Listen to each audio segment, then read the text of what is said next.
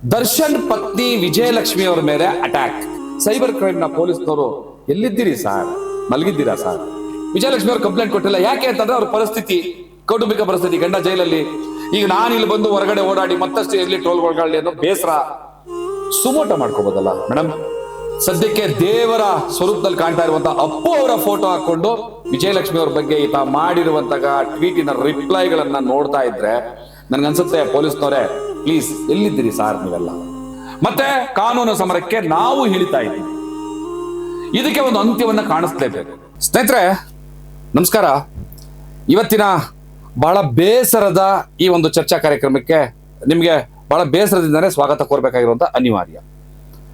ದರ್ಶನ್ ಪತ್ನಿ ವಿಜಯಲಕ್ಷ್ಮಿ ಅವರ ಮೇಲೆ ಅಟ್ಯಾಕ್ ಅಂದ್ಕೂಡಲೇ ಗಾಬರಿ ಆಗ್ಬೇಡಿ. ಗಾಬರಿ ಕೂಡ ಆಗ್ಬೇಕು, ಗಾಬರಿ ಆಗ್ಬೇಡಿ ಮತ್ತು ಗಾಬರಿ ಆಗ್ಬೇಕು. ಸ್ನೇಹಿತರೆ, ನಮ್ಮ ಕಡೆ ಒಂದು ನಾಣ್ಣುಡಿ ಇದೆ. ಅಣ್ಣ, ಈ ದುಡಿಯೋ ಶ್ರಮದಾಯಕವಾದಂತಹ ಜನರು ಕೇಳ್ಕೊಳ್ಳುವಂಥದ್ದು, ಅಣ್ಣ ಬೆನ್ನ ಮೇಲೆ ಹೊಡಿ ಅಣ್ಣ, ಹೊಟ್ಟೆ ಮೇಲೆ ಹೊಡಿಬೇಡ ಅಂತ. ಅದರ ಅರ್ಥ, ನೀನು ನನ್ನ ದೇಹದ ಮೇಲೆ ಬೇಕಾದ್ರೆ ಹೊಡಿ, ನನ್ನ ದೇಹಕ್ಕೆ ಮಾಡುವಂಥ ಗಾಯಗಳನ್ನ ನಾನು ತಡ್ಕಬಲ್ಲೆ, ಅದು ಮಾಗುತ್ತೆ. ಆದರೆ ಹೊಟ್ಟೆ ಮೇಲೆ ಹೊಡಿಬೇಡ ಅಂತಂದ್ರೆ ಅದು ಹಸುವಿನ ಸಂಕಟವೂ ಆಗಿರ್ಬೋದು, ಮನಸ್ಸಿನ ಸಂಕಟವೂ ಆಗಿರ್ಬೋದು. ಅಣ್ಣ ಬೆನ್ನ ಮೇಲೆ ಹೊಡಿ ಅಣ್ಣ, ಹೊಟ್ಟೆ ಮೇಲೆ ಹೊಡಿಬೇಡ, ನನ್ನ ಭಾವನೆಗಳು ಹೊಡಿಬೇಡ, ನನ್ನ ಸಂಕಷ್ಟ ಜೊತೆ ಆಟ ಆಡಬೇಡ, ನನ್ನ ನೋವಿನ ಕೆರಳಿಸ್ಬೇಡ ಅನ್ನೋ ಅರ್ಥಗಳಲ್ಲಿ ಇದನ್ನ ನಾವು ನಮ್ಮ ಹಳ್ಳಿಗಳ ಕಡೆ ಉಪಯೋಗಿಸ್ತೀವಿ. ವಿಜಯಲಕ್ಷ್ಮಿ ಅವ್ರ ಮೇಲೆ ಎಂತೆಂಥ ಪೈಶಾಚಿಕವಾದಂಥ ಅಟ್ಯಾಕ್ಗಳಾಗ್ತಾ ಇದ್ದಾವೆ ಅಂತಂದ್ರೆ, ಬಹುಶಃ ನನಗೆ ಸೈಬರ್ ಕ್ರೈಮ್ನ ಪೊಲೀಸ್ನವರು ಸಾಮಾಜಿಕ ಜಾಲತಾಣಗಳಲ್ಲಿ ಇನ್ನು ಮುಂದೆ ಯಾವುದೇ ಮಹಿಳೆಯರ ಮೇಲೆ ಅಥವಾ ಯಾವುದೇ ವ್ಯಕ್ತಿಗಳ ಮೇಲೆ ಮಾರಣಾಂತಿಕವಾಗಬಹುದಾದಂಥದ್ದು, ಮಾನಹಾನಿ ಆಗಬಹುದಾದಂಥದ್ದು, ಅಥವಾ ಯಾರನ್ನೇ ತೇಜಾವಧೆ ಮಾಡುವಂಥದ್ದು, ಸಮಾಜದ ಶಾಂತಿ ಮತ್ತು ಸುವ್ಯವಸ್ಥೆಯನ್ನ ಕದಡುವಂಥದ್ದು, ಇಂಥ ಮೆಸೇಜ್ಗಳನ್ನ, ಸ್ಟೇಟಸ್ಗಳನ್ನ, ಟ್ರೋಲ್ಗಳನ್ನ ಯಾರೇ ಮಾಡಿದ್ರು ಕೂಡ ಅವ್ರನ್ನ ಒದ್ದು ಒಳಗಡೆ ಹಾಕ್ತೀವಿ ಅಂತ ಹೇಳ್ತಿದ್ದಂತಹ ಸೈಬರ್ ಕ್ರೈಮ್ನ ಪೊಲೀಸ್ನವರು ಎಲ್ಲಿದ್ದೀರಿ ಸಾರ್, ಮಲಗಿದ್ದೀರಾ ಸಾರ್? ನಟಿ ರಮ್ಯಾ ಅವ್ರ ಮೇಲೆ ದರ್ಶನ್ ಫ್ಯಾನ್ಸ್ ಅನ್ಕೊಂಡವರು, ಖಂಡಿತವಾಗ್ಲೂ ಅವ್ರನ್ನ ದರ್ಶನ್ ಫ್ಯಾನ್ಸ್ ಅಂತ ಕರೆಯಕ್ಕಾಗಲ್ಲ. ಯಾವುದೋ ಒಂದು ಪ್ರಕರಣದಲ್ಲಿ ಗೊತ್ತಿದ್ದೋ ಗೊತ್ತಿಲ್ದೋ, ಬೇಕಿದ್ದೋ ಬೇಡವಿದ್ದೋ, ತಪ್ಪು ಮಾಡಿದಾರ ಬಿಟ್ಟಿದಾರ, ಅವರು ಆಪಾದಿತರಾಗಿ ಇವತ್ತು ಜೈಲಲ್ಲಿ ಇರಬಹುದು, ಯಾರೋ ದರ್ಶನ್ ಅವರು. ಆದ್ರೆ ಅವರ ನಡವಳಿಕೆಗಳನ್ನ ನಾವು ನೋಡುವಾಗ, ಅವರ ಇಲ್ಲಿವರೆಗೂ ನಡ್ಕೊಂಡು ಬಂದಾಗ ಜೀವನವನ್ನು ನೋಡುವಾಗ, ಬಹುಶಃ ಹೆಣ್ಣು ಮಕ್ಕಳ ವಿಚಾರದಲ್ಲಿ ಅತ್ಯಂತ ಗೌರವಯುತವಾಗಿ ನಡ್ಕೊಂಡಿದ್ದಾರೆ ಅನ್ನೋದನ್ನು ಸಾರ್ವಜನಿಕವಾಗಿ ಕಂಡು ಬರ್ತದೆ. ಎಕ್ಸೆಪ್ಷನಲ್ ಅದೊಂದು ಕೇಸಿಗೆ, ಏನು ಚಿತ್ರದುರ್ಗದ ರೇಣುಕಾ ಸ್ವಾಮಿ ಹತ್ಯೆ ಪ್ರಕರಣ ಕೇಸ್ ಇದೆಯಲ್ಲ, ಅದ್ರ ಬಗ್ಗೆ ನಾನು ಮಾತಾಡಕ್ ಹೋಗಲ್ಲ. ಅದು ಸರಿ ತಪ್ಪು ಅಂತಾನು ಹೇಳಕ್ ಹೋಗಲ್ಲ. ದರ್ಶನ್ ಅವರು ಅದ್ರೊಳಗಡೆ ಇನ್ವಾಲ್ವ್ ಆಗಿದ್ರೆ ಅದನ್ನು ಸಮರ್ಥನೆ ಮಾಡುವಂತಹ ಕೆಟ್ಟ ಕೆಲಸವನ್ನು ನಾನು ಮಾಡೋದೂ ಇಲ್ಲ. ಅದರಿಂದ ಹೊರಗಡೆ ಇರೋಣ. ಸ್ನೇಹಿತರೆ, ಒಬ್ಬ ಶಾಸಕ ಏಡ್ಸ್ ಬರುವಂತಹ ಇಂಜೆಕ್ಷನ್ಗಳನ್ನ ಚುಚ್ಚಿಸುವಂತಹ ಆರೋಪವನ್ನು ಹೊತ್ತು ವಿಧಾನಸೌಧದಲ್ಲಿ ಆಡಳಿತ ಮಾಡಬಹುದು. ಆರೋಪದಲ್ಲಿರುವಂತವನು ಇವತ್ತೊಬ್ಬ ಶಾಸಕ ಆಗಬಹುದು. ಸುಲಿಗೆಗಳ ಪ್ರಕರಣದಲ್ಲಿರುವಂತವನು ಇವತ್ತು ಆಡಳಿತಗಾರನಾಗಬಹುದು. ಅಷ್ಟ್ಯಾಕೆ, ಕಾಡು ಮೇಡುಗಳಲ್ಲಿ ಇದ್ಕೊಂಡು ನಕ್ಸಲಿಸಮ್ ಅಲ್ಲಿ ಭಾಗಿಯಾಗಿ ಕೊನೆಗೆ ತನ್ನ ತಪ್ಪನ್ನ ತಾನು ಅರ್ಥ ಮಾಡಿಕೊಂಡು ಕಾಡಿಂದ ಹೊರಗಡೆ ಬಂದು ಜನಚಳುವಳಿಗಳಲ್ಲಿ ಭಾಗವಹಿಸಿದ್ದವ್ರನ್ನೆಲ್ಲರನ್ನು ಕೂಡ ನಾವು ಪ್ರೀತಿಯಿಂದ, ಗೌರವದಿಂದ ಆಹ್ವಾನ ಮಾಡಿಕೊಂಡಿರುವಂತಹ ಸಮಾಜ ನಮ್ದು. ಅಂದ್ರೆ ಹಿಂದೆ ಏನೇ ತಪ್ಪಾಗಿದ್ರು ಕೂಡ ಅದನ್ನ ಮನ್ನಿಸಿ ನೀವು ತಿದ್ದುಕೊಳ್ಳಕ್ ರೆಡಿ ಇದ್ರೆ, ಪಶ್ಚಾತ್ತಾಪ ಪಡಕ್ ರೆಡಿ ಇದ್ರೆ, ನೀವು ಈ ನಾಗರಿಕ ಸಮಾಜ ಜೊತೆ ಗುರುಸ್ಕೊಳಕ್ ರೆಡಿ ಇದ್ರೆ, ಸಮಾಜಕ್ಕೋಸ್ಕರ ದುಡಿಯೋಕ್ ರೆಡಿ ಇದ್ರೆ ನಿಮ್ಗೊಂದು ಅವಕಾಶ ಇದೆ ಹೇಳುವಂತಹ ಹೃದಯ ವೈಶಾಲ್ಯವನ್ನು ಹೊಂದಿರುವಂತಹ ಸಮುದಾಯ, ಸಮಾಜ, ನಾಡು, ನುಡಿ ನಮ್ದು. ಆದ್ರೆ ಇವತ್ತೇನಾಗ್ತಾ ಇದೆ, ವಿಜಯಲಕ್ಷ್ಮಿ ಅವರು, ದರ್ಶನ್ ಅವರ ಪತ್ನಿ ವಿಜಯಲಕ್ಷ್ಮಿ ಅವರು, ದರ್ಶನ್ ಅವರ ಮೇಲೆ ಆರೋಪ ಇರಬಹುದು, ಅದೊಂದ್ ಕಡೆ ಇರಲಿ. ದರ್ಶನ್ ಅವರ ಪತ್ನಿ ವಿಜಯಲಕ್ಷ್ಮಿ ಅವರು ಯಾವ ತಪ್ಪು ಮಾಡಿದ್ರು, ಏನು ಅಪರಾಧ ಮಾಡಿದ್ರು? ಸ್ನೇಹಿತರೆ, ಒಂದೊಂದು ಪದವನ್ನು ಕೂಡ ನಾನು ಖಂಡಿತವಾಗಲೂ ಇಲ್ಲಿ ನಾನು ಹೇಳಕ್ಕಾಗಲ್ಲ. ನೋಡಿ, ಇಲ್ಲಿ ಫೋನಲ್ಲಿ ಇದೆ, ನೋಡ್ಕೊಳ್ಳಿ. ಇಲ್ಲಿ ಉಪಯೋಗಿಸಿರುವಂತಹ ಒಂದೊಂದು ಪದವನ್ನು ಕೂಡ ಯಾವುದೇ ಕಾರಣಕ್ಕೂ ಕೂಡ ನಾನು ಈ ಮೀಡಿಯಾದಲ್ಲಿ ಉಪಯೋಗಿಸಕ್ ಸಾಧ್ಯನೇ ಇಲ್ಲ. ಓದೋದಕ್ಕೂ ಕೂಡ ಬಹಳ ಕಷ್ಟ ಆಗ್ತದೆ. ಅದರಲ್ಲಿ ಇದೊಬ್ಬ ವ್ಯಕ್ತಿ ಕರ್ನಾಟಕ ರಾಜ್ಯ ಏನ್ ಬಂತು, ಇಡೀ ದೇಶದಲ್ಲೇ ಇವತ್ತು ಸ್ವತಃ ದೇವರ ಸ್ಥಾನವನ್ನ ಪಡೆದಿರುವಂತಹ, ದೇವರ ಅಪರಾಧಾರವಾಗೇ ಕಾಣ್ತಾ ಇರುವಂತಹ, ಅಕ್ಷರಶಃ ಆಡೋ ಮಕ್ಕಳಿಂದ ಹಿಡಿದು ವಯಸ್ಕರ ತಾತ ಅಜ್ಜಿಯವರೆಗೂ ಕೂಡ ಮನೆ ಮಗನಾಗಿ ದೇವರಾಗಿ ದೇವತಾ ಸ್ವರೂಪಿಯಾಗಿ ಕಾಣಿಸ್ತಾ ಇರುವಂತಹ ಪುನೀತ್ ಅವರು ಅಪ್ಪು ಅವರ ಫೋಟೋವನ್ನ ತನ್ನ ಪ್ರೊಫೈಲ್ ಪಿಕ್ ಆಗಿ ಹಾಕೊಂಡು ಈತ ಟ್ವೀಟ್ ಮಾಡ್ತಾನೆ. ನಾನು ಕಂಡುಕೊಂಡಂತೆ ಈತನ ಹೆಸರು ಮನೋಜ್ ಅಂತೆ, ಬನಶಂಕರಿಯ ನಿವಾಸಿ ಅಂತೆ. ಸದ್ಯಕ್ಕೆ ದೇವರ ಸ್ವರೂಪದಲ್ಲಿ ಕಾಣ್ತಾ ಇರುವಂತಹ ಅಪ್ಪು ಅವರ ಫೋಟೋ ಹಾಕೊಂಡು ವಿಜಯಲಕ್ಷ್ಮಿ ಅವ್ರ ಬಗ್ಗೆ ಈತ ಮಾಡಿರುವಂತಹ ಟ್ವೀಟಿನ ರಿಪ್ಲೈಗಳನ್ನ ನೋಡ್ತಾ ಇದ್ರೆ ನನ್ಗನ್ಸುತ್ತೆ, ಪೊಲೀಸ್ನವರೇ ಪ್ಲೀಸ್ ಎಲ್ಲಿದ್ದೀರಿ ಸಾರ್ ನೀವೆಲ್ಲ? ನಿಮ್ಮನ್ನ ಪ್ರಶ್ನೆ ಕೂಡ ಮಾಡಬಾರ್ದಾ ಸರ್? ನಟಿ ರಮ್ಯಾ ಅವ್ರನ್ನ ಕೂಡ ನಾನು ಕೇಳ್ಕತೀನಿ, ತಾವು ತಮ್ಮ ಮೇಲೆ ಯಾರೋ ದರ್ಶನ ಅಭಿನವಾನಿಗಳು ಅಂತ ಹೇಳ್ಕೊಂಡಂತ ಯಾರೋ ಕೆಲವರು ಅವಿವೇಕಿಗಳು ಅಜ್ಞಾನಿಗಳು ತಮ್ಮ ಮೇಲೆ ಅಸಭ್ಯವಾದಂತಹ ದಾಳಿ ಮಾಡಿದಾಗ ಇದು ಮಹಿಳೆಯರ ಮಾನ ಮತ್ತು ಪ್ರಾಣ ರಕ್ಷಣೆಯ ವಿಷಯ ಆಗಿದೆ ಅಂತ ಹೋರಾಟವನ್ನ ಮಾಡಿದ್ರಿ. ರಮ್ಯಾ ಅವರೇ, ನಿಮಗೆ ನಾನು ಅಭಿನಂದನೆ ಸಲ್ಲಿಸ್ತೀನಿ. ನಿಮ್ಮದೇ ತರದ ಒಬ್ಬ ಹೆಣ್ಮಗಳು ತಾನು ಮಾಡದ ತಪ್ಪಿಗಾಗಿ ಎಂತೆಂತ ಅಸಹ್ಯವಾದ ಟ್ರೋಲ್ಗೆ ಒಳಗಾಗ್ತಿದ್ದಾರೆ ಅಂತಂದ್ರೆ ನೋಡಿ, ನಾನು ಮಾತಾಡ್ತಾ ಇರುವಾಗಲೇನೆ ಸಾಕಷ್ಟು ಟ್ರೋಲ್ ಮಾಡಿರುವಂತದ್ದು, ಅವ್ರನ್ನ ಅಸಭ್ಯವಾಗಿ ಮಾತಾಡ್ಸಿರುವಂತಹ ಚಿತ್ರಗಳು ಎಲ್ಲವೂ ಬರ್ತಾ ಹೋಗ್ತಾ ಇದಾವೆ. ತಾವೆಲ್ಲರೂ ಕೂಡ ಅದನ್ನು ನೋಡಿ. ಎಂತೆಂತ ಕಮೆಂಟ್ಗಳು, ಎಂತೆಂತ ಟ್ರೋಲ್ಗಳು, ಎಂತೆಂತ ಸ್ಟೇಟಸ್ಗಳು, ಎಂತೆಂತ ಟ್ವೀಟ್ಗಳು. ಈಗ ಅದನ್ನ ಎಕ್ಸ್ ಅಂತ ಕರೀತಾರೆ. ವಿಜಯಲಕ್ಷ್ಮಿ ಅವ್ರನ್ನ ಒಬ್ಬ ಗರ್ಭಿಣಿ ಹೆಂಗ್ಸಾಗಿ ತೋರಿಸಿ ಯಾರೋ ಇಬ್ರು ಗಂಡ್ಮಕ್ಳು ಅವ್ರನ್ನ ಮುತ್ಕೊಂಡಿರೋ ಹಂಗೆ, ಯಾವುದೋ ಬಿಕ್ನಿಲಿರೋ ಹಂಗೆ. ನಿಮ್ಮ ಜನ್ಮಕ್ಕಷ್ಟು ಬೆಂಕಿ ಹಾಕ. ಎಂತೆಂತ ಅನಾಚಾರಗಳು ಮಾಡಿದವರು, ಎಂತೆಂತ ಅತ್ಯಾಚಾರಗಳು ಮಾಡಿದವರು, ಭ್ರಷ್ಟಾಚಾರ ಮಾಡಿದವರು, ಮನೆ ಹಾಳ್ರು, ಮನೆ ಮುರುಕರು ಎಲ್ಲರೂ ಕೂಡ ಈ ಸಮಾಜದಲ್ಲಿ ಧೈರ್ಯವಾಗಿ ತಲೆ ಎತ್ತು ಬದುಕೋದಕ್ಕೆ ಸಾಧ್ಯತೆ ಇದೆ. ತಾನು ಮಾಡದ ಒಂದು ತಪ್ಪಿಗಾಗಿ ದರ್ಶನ್ ಅವ್ರ ಮೇಲೆ ಪದೇ ಹೇಳ್ತಾ ಇದ್ದೀನಿ, ದರ್ಶನ್ ಅವ್ರ ಮೇಲೆ ಆರೋಪ ಇರಬಹುದು. ಎಲ್ಲ ಮಾಧ್ಯಮಗಳಲ್ಲಿ ಕೇಳ್ಕೊತಾ ಇದ್ದೀನಿ, ಎಲ್ಲ ಗೌರವಾನ್ವಿತ ಮಾಧ್ಯಮದವರೇ, ನಿಮ್ಮನ್ನ ನಾನು ಬಹಳ ಗೌರವದಿಂದನೇ ಸಂಬೋಧಿಸ್ತಾ ಇದ್ದೀನಿ, ಹೃದಯಪೂರ್ವಕವಾಗಿ ಕೇಳ್ಕೊತಾ ಇದ್ದೀನಿ. ಗೌರವಾನ್ವಿತ ಮಾಧ್ಯಮದವರೇ, ದರ್ಶನ್ ನಿಮ್ಮ ಬಗ್ಗೆ ಯಾವುದೋ ಒಂದು ಅವಹೇಳನಕಾರಿಯಾದಂತಹ ಮಾತನ್ನ ಮಾತಾಡಿದ್ರು, ನಿಮಗೆ ಕೋಪ ಬಂದಿದೆ. ಎಸ್, ಅಫ್ಕೋರ್ಸ್, ಅದು ನ್ಯಾಚುರಲ್, ಕ್ವೈಟ್ ನ್ಯಾಚುರಲ್. ಆ ನಂತರ ಅವರು ಕ್ಷಮೆಯನ್ನ ಕೇಳಿದರೆ ಕ್ಷಮಿಸಬೇಕಾಗಿರುವಂತಹ ಗುಣ ಮಾಧ್ಯಮಗಳಿಗೆ ಇರಬೇಕು. ಅವ್ರ ಮೇಲೆ ಈಗಲೂ ನಿಮ್ ಕೋಪ ಇದೆಯಾ, ಇನ್ನೂ ಮುಂದುವರಿಸ್ತೀರಾ, ಮುಂದುವರಿಸಿ, ಆ ವಿಚಾರಕ್ಕೆ ನಾನು ತಲೆ ಹಾಕೋದಿಲ್ಲ. ಆದ್ರೆ ತಾನು ಮಾಡದೇ ಇರುವಂತಹ ತಪ್ಪಿಗಾಗಿ ವಿಜಯಲಕ್ಷ್ಮಿ ಅವ್ರ ಮೇಲೆ, ಒಬ್ಬ ಹೆಣ್ಮಗಳ ಮೇಲೆ ಈ ರೀತಿಯಾಗಿ ಅವರು ಇಲ್ಲಿವರೆಗೂ ಯಾವುದಕ್ಕೂ ರಿಯಾಕ್ಷನ್ ಕೊಡ್ಲಿಲ್ಲ, ಯಾರ ವಿರುದ್ಧ ಆರೋಪ ಮಾಡಲಿಲ್ಲ, ಯಾರನ್ನು ಕೂಡ ಟಾರ್ಗೆಟ್ ಮಾಡಲಿಲ್ಲ, ಅಥವಾ ತನ್ನ ಮೇಲೆ ಬಂದಂತಹ ಆರೋಪಗಳಿಗೆ ಪ್ರತ್ಯುತ್ತರಗಳನ್ನ ಕೊಡಲಿಲ್ಲ. ಸ್ನೇಹಿತರೆ, ನಾನು ಒಂದು ಮಾತನ್ನ ಕೊಡ್ತಾ ಇದ್ದೀನಿ, ಶೋಕಿಗಾಗಿ ನ್ಯೂಸ್ ಮಾಡುವಂತಹ ಒಂದು ಸಣ್ಣ ಚಾನಲ್ ಅಲ್ಲ. ಸಮಾಜದಲ್ಲಿ ಯಾವುದೇ ರೀತಿಯಾದಂತಹ ಅನ್ಯಾಯಗಳಾದಾಗ ಅನ್ಯಾಯಗಳ ವಿರುದ್ಧವಾಗಿ ನಿಂತು ನ್ಯಾಯವನ್ನು ಕೊಡಿಸೋದಕ್ಕೆ ಹೋರಾಟ ಮಾಡ್ತಾ ಇರುವಂತಹ, ನ್ಯಾಯ ಮತ್ತು ನಿಷ್ಠುರವಾದಂತಹ ಸತ್ಯಾನ್ವೇಷಣೆಯ ಹಾದಿಯಲ್ಲಿ ಹೊರಟಂತಹ ಹೋರಾಟದ ಅಸ್ತ್ರ ಇದು ನಮ್ಮ ಚಾನಲ್.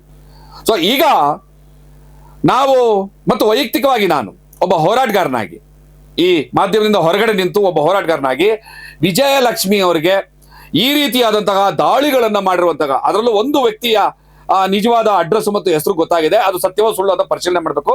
ಮನೋಜ್ ಅಂತ, ಬನಶಂಕರಿಯ ನಿವಾಸಿ.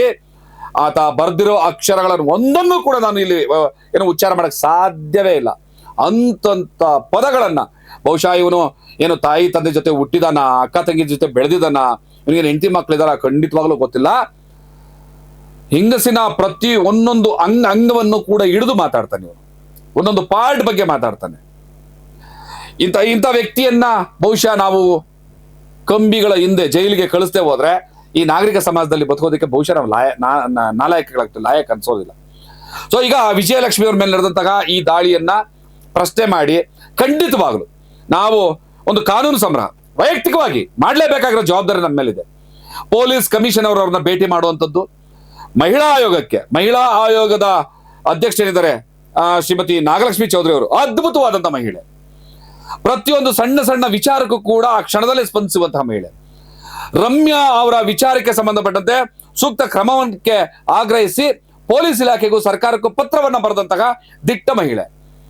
ಹಾಗೆ ಏನು ಧರ್ಮಸ್ಥಳದ ಪ್ರಕರಣಕ್ಕೆ ಸಂಬಂಧಪಟ್ಟಂತೆ SIT ರಚನೆ ಮಾಡಬೇಕು ಅಂತ ಪ್ರಪ್ರಥಮವಾಗಿ ಧ್ವನಿಯನ್ನು ತೆಗೆದಂತಹ ಮಹಿಳೆ ನಾಗಲಕ್ಷ್ಮಿ ಚೌಧರಿ ಅವರು. ಸಹೋದರಿ ನಾಗಲಕ್ಷ್ಮಿ ಚೌಧರಿ ಅವರೇ, ರಮ್ಯಾ ವಿಚಾರದಲ್ಲಿ ತಾವು ಬದ್ಧತೆಯನ್ನು ತೋರಿಸಿದ್ರಿ.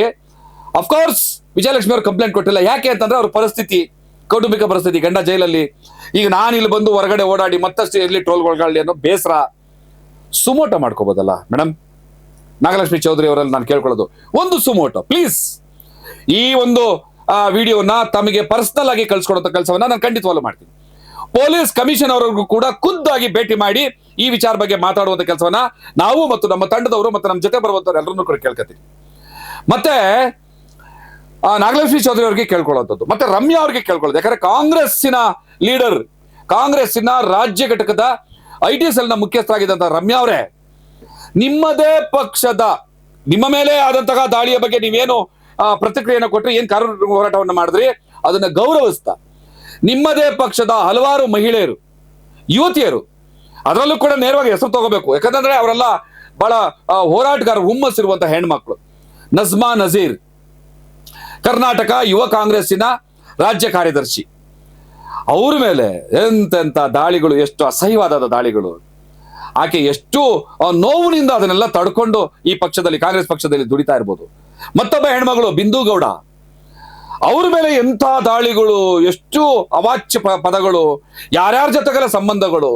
ಮತ್ತೆ ಈ ನಜ್ಮಾ ನಜೀರ್ ಮತ್ತೆ ಬಿಂದು ಗೌಡ ಎಷ್ಟು ಕಂಪ್ಲೇಂಟ್ಗಳನ್ನ ಕೊಟ್ಟರು ಪೊಲೀಸ್ನವ್ರಿಗೆ. ಅಫ್ಕೋರ್ಸ್ ಇವರು ವಿಜಯಲಕ್ಷ್ಮಿ ಅವರು ಕೂಡ 2019ರಲ್ಲಿ ಅವರ ಹಳೆ ಘಟನೆಗಳು ಗೊತ್ತಲ್ಲ, ಅವಾಗಾದಾಗ ಆ ನಂತರದ ಘಟನೆಯಲ್ಲಿ ಮತ್ತೆ ರೀಸೆಂಟ್ ಆಗಿ ಕಂಪ್ಲೇಂಟ್ ಕೊಟ್ಟೇ ಇಲ್ಲ ಅಂತಲ್ಲ, ಕೊಟ್ಟಿದ್ದಾರೆ ಕಂಪ್ಲೇಂಟ್.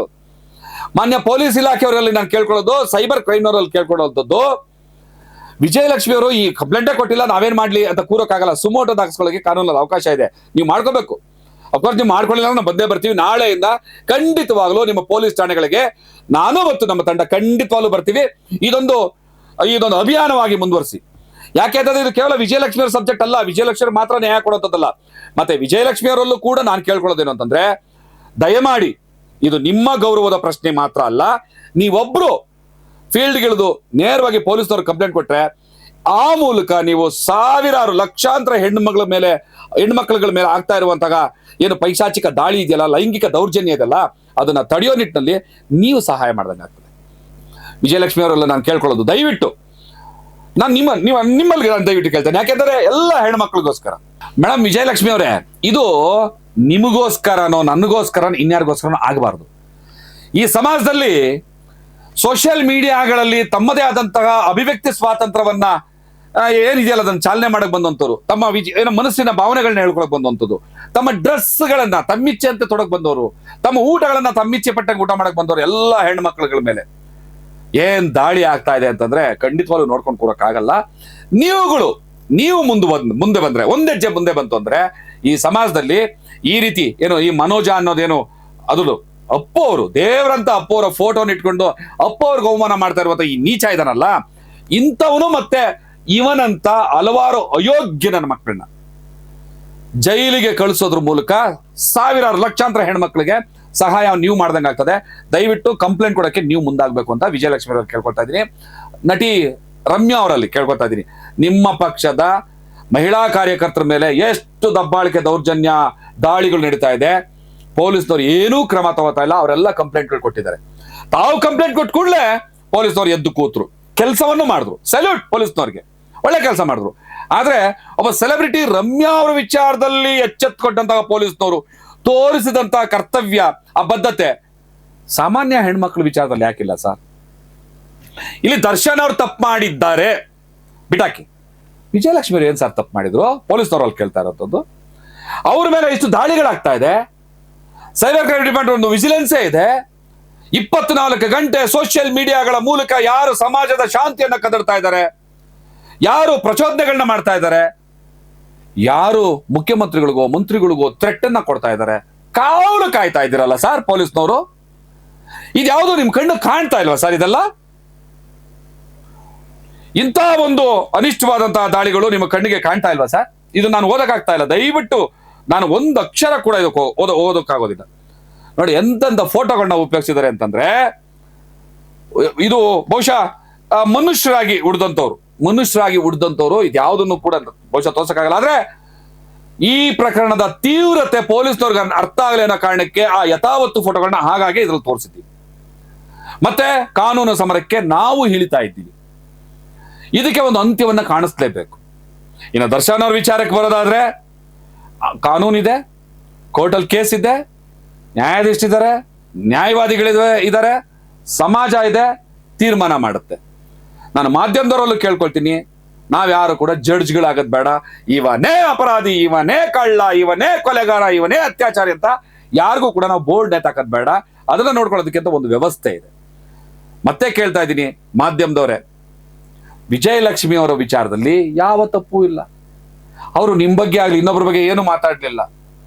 ಗಂಡನಿಗೆ ತನ್ನದೇ ಆದಂತಹ ಗುಣ, ವ್ಯಕ್ತಿತ್ವ, ನಡವಳಿಕೆ ಇದ್ರೆ ಹೆಣ್ಣದಿಕ್ಕೆ ತನ್ನದೇ ಆದಂತಹ ಗುಣ, ವ್ಯಕ್ತಿತ್ವ, ನಡತೆ ಮತ್ತೆ ತನ್ನದೇ ಆದಂತಹ ಹೊಸ ಒಂದು ಐಡೆಂಟಿಟಿ ಇರ್ತದೆ. ಅದ್ರ ಮೇಲೆ ದಾಳಿ ಆಗಿದೆ. ಆಕೆಯ ಗುಣ, ನಡತೆಯನ್ನ ಪ್ರಶ್ನೆ ಮಾಡಿ ಅವಹೇಳನಕರ ದಾಳಿ ಆಗಿದೆ. ಮಾಧ್ಯಮದವರು ಸರ್ಕಾರಕ್ಕೂ ಪೊಲೀಸ್ನವ್ರಿಗೂ ಎಚ್ಚರಿಸೋ ನಿಟ್ಟಿನಲ್ಲಿ ದಯವಿಟ್ಟು ಅವ್ರ ಜೊತೆ ನಿಲ್ಬೇಕು. ವಿಜಯಲಕ್ಷ್ಮಿ ಅವ್ರ ಜೊತೆಗೆ ನಾನು ದರ್ಶನ್ ಅವ್ರ ಪರವಾಗಿ ಕೇಳ್ತಾ ಇಲ್ಲ, ಆ ವಿಚಾರ ಇನ್ನೊಂದ್ಸಲಿ ಮಾತಾಡೋಣ. ವಿಜಯಲಕ್ಷ್ಮಿ ಅವ್ರ ಪರವಾಗಿ ನೀವೆಲ್ಲರೂ ನಿಲ್ಲಬೇಕು. ಅವ್ರಿಗೆ ಈ ರೀತಿಯಾದಂತಹ ಒಂದು ದಬ್ಬಾಳಿಕೆ ವಿರುದ್ಧ ಒಂದು ರಕ್ಷಣೆಯನ್ನು ಕೊಡಿಸೋದ್ರ ಮೂಲಕ, ಆ ಮೂಲಕ ಇಂಥದ್ದೇ ದಾಳಿಗಳ ವಿರುದ್ಧವಾಗಿ ಲಕ್ಷಾಂತರ ಹೆಣ್ಮಕ್ಳಿಗೆ ನ್ಯಾಯ ಕೊಡಿಸೋ ಕೆಲಸವನ್ನ ಮಾಧ್ಯಮದವರು, ನಾವು, ಸರ್ಕಾರ, ಪೊಲೀಸರೆಲ್ಲ ಸೇರಿ ಮಾಡೋಣ. ನಾಗರಿಕ ಸಮಾಜ, ಹೋರಾಟಗಾರರು, ಮಹಿಳಾ ಪರವಾಗಿ ಧ್ವನಿ ಎತ್ತೋರು ಯಾರಾದ್ರೂ ಸರಿ ಈ ಹೋರಾಟದಲ್ಲಿ ನಮ್ಮ ಜೊತೆ ಬರಬೇಕು ಅಂತ ತಮ್ಮೆಲ್ಲರಲ್ಲೂ ಕೂಡ ನಾನು ಕೈ ಮುಗಿದು ಪ್ರಾರ್ಥನೆಯನ್ನ ಮಾಡ್ತಾ ಇದ್ದೀನಿ. ನಮಸ್ಕಾರ. ಜೈ ಭೀಮ್.